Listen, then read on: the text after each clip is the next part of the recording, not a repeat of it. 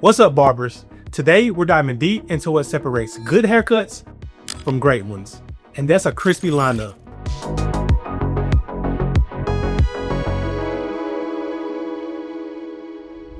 Did you know that the human eye can detect imbalances of less than 1 millimeter? And your clients can feel when something is off, even if they can't explain exactly what it is. By the end of this video, you'll have a step-by-step system to create visually perfect symmetry on any client that sits in your chair. The challenge? Almost every client has asymmetrical features, weird growth patterns, irregular hairlines, balding, or one side of their head is flatter than the other. Regardless, we're expected to create balanced, symmetrical results every time.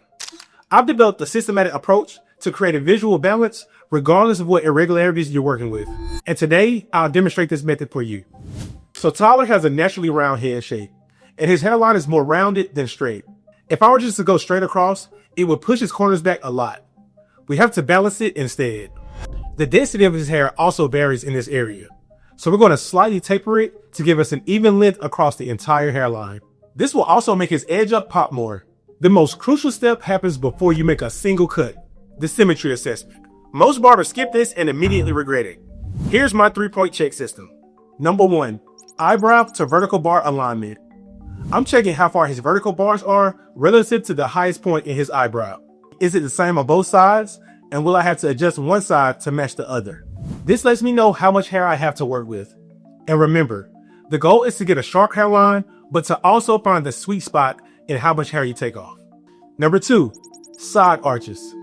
This is arguably the most difficult part to assess because arches almost never go the same on both sides. So look at which side is the strong side and which side is the weak side.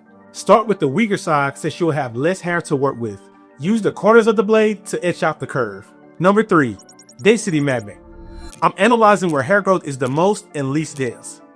This affects how the hairline will set, and this is why I also taper the hairline in certain areas to balance out the density.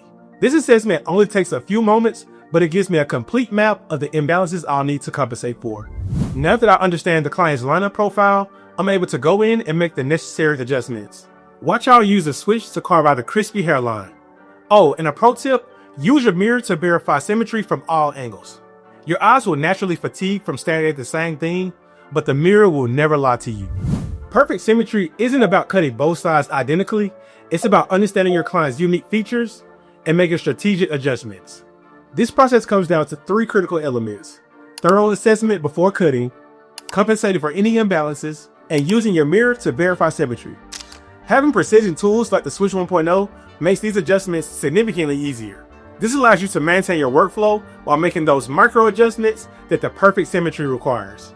Get your Switch by clicking the link in the description. Also, drop a comment below about your toughest lineup experiences. And lastly, don't forget to like and subscribe for more tutorials like this. Until next time, keep those lineups crispy.